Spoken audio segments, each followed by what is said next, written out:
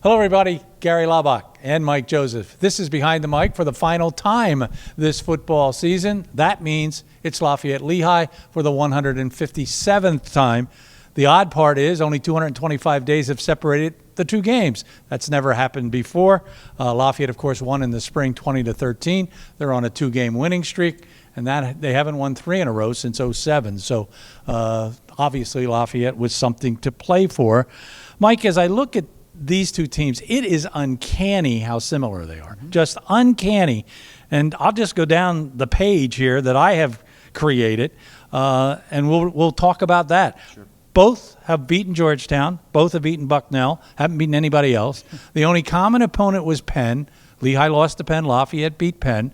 I don't know what that tells us. I really don't know either. But when you got into the Patriot League season, it seems like Lehigh's offense has found its kind of footing. And in the last four games, they put up 101 points, where Lafayette's only put up 50.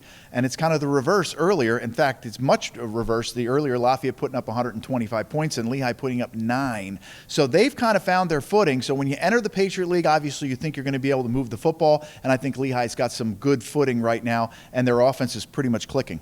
To move the football, usually it all centers around your quarterback. These two teams have very young quarterbacks. Lehigh's quarterback, Dante Perry, he's only a sophomore. Lafayette's Ashawn Davis is only a freshman. Their numbers are almost identical for the season. How tough is it for a first-year quarterback to play in his first Lafayette-Lehigh game? It's extremely difficult, especially if you're in a position where your hands are on the football all the time. So, but you look at Dante threw for 259 yards. He threw the ball well at Fordham, where they should have had a much bigger lead. Ashawn Davis, to me, just seems like he's feeling the woes of the 10th and the 11th game.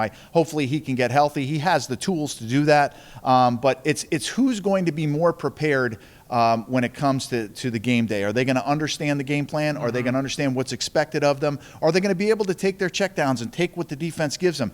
Don't put the game on yourself. It's not about you right now. It's about getting the ball to your playmakers. It's about your running game. It's about your offensive line. And both quarterbacks need to play within themselves to get points on the board. I think you made a great point during the broadcast of the Colgate game. For Ashawn, he's coming out of high school. His season, for the most part, would be done by now.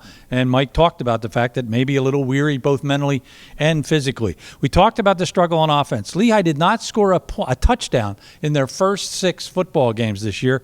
Lafayette has just 2 touchdowns in 3 of their last 4 games. It has been a struggle offensively for these two teams. Yeah, and if you looked at the second quarter of the Colgate game, Lafayette seemed to find their footing. Obviously the weather played a part, but they really ran the ball well, and that offensive line seemed to get get a foothold and start moving the football. They were displacing the line. They were creating running lanes for both running backs, Sutton and Selwyn Simpson, and we thought, okay, well, here we go. We're just going to continue to run the football. The weather got a little better. Both teams struggled to throw the football, but you saw how good Michael Brescia was and why they're in the hunt right now. But this, it's just an odd situation that Lehigh is getting more confident, and they're playing at home on the grass. Could be a big difference. Yeah, it certainly could. And as we look at both these teams, we talk about the quarterbacks. Well, one of the problems has been neither one of them can protect their quarterback. 34 sacks Lehigh has given up. Lafayette, 42 sacks. Those numbers are just not acceptable for any offensive line. No, they're not. And last week Lafayette had 0 sacks, but they didn't throw the ball a whole lot.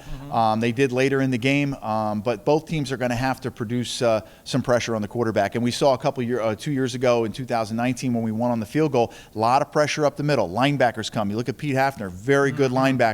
They had a linebacker a couple years ago that had 2 sacks in the game, 14 tackles. I mean, they're going to have to control the interior of the line, the 2 A gaps, the 2 B gaps. I put a ton of pressure on Grunhofer, ton of pressure on Olmstead and Barshaba. Those guys have to control the interior of that line and allowed Ashawn to step up in the pocket as well as create running lanes. Neither team runs the ball real well as when you look at the numbers, and I know Mike will look at the numbers and Inside the Huddle this week. Make sure you take a look.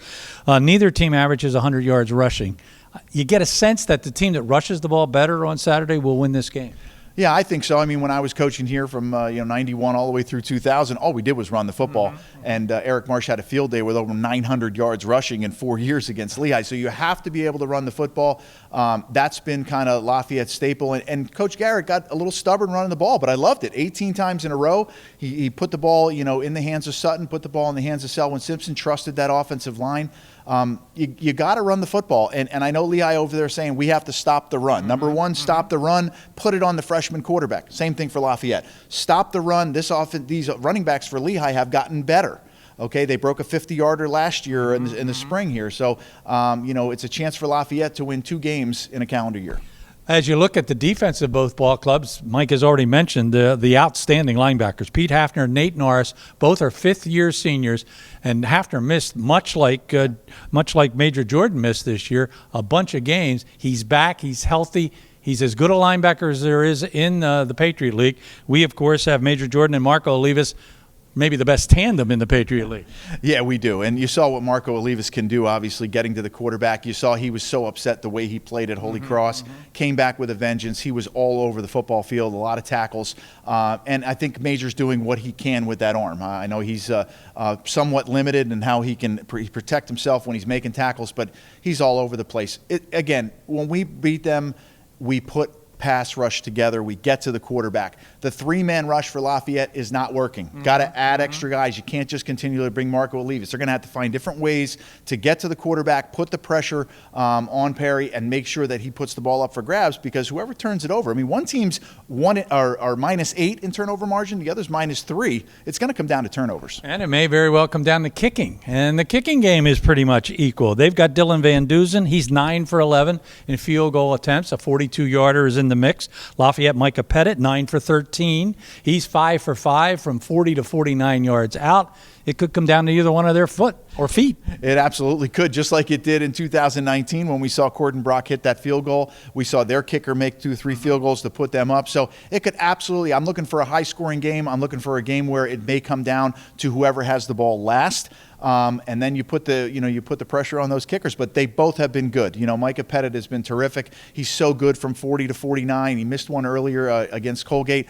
I'm sure he's still upset about that. And they're going to, whoever doesn't turn the ball over, and special teams is going to be huge. Lafayette has got to get that special teams in order, because it has not been good this year. And they need to punt the ball a little bit better than they have this year.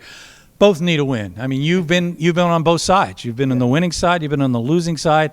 There's no comparison in the feeling. No, it takes you into the offseason is really what it does. And, you wipe the records clean right now, and Lafayette has an opportunity to do what a lot of teams haven't been able to do at Lafayette, is win 3 games in a row.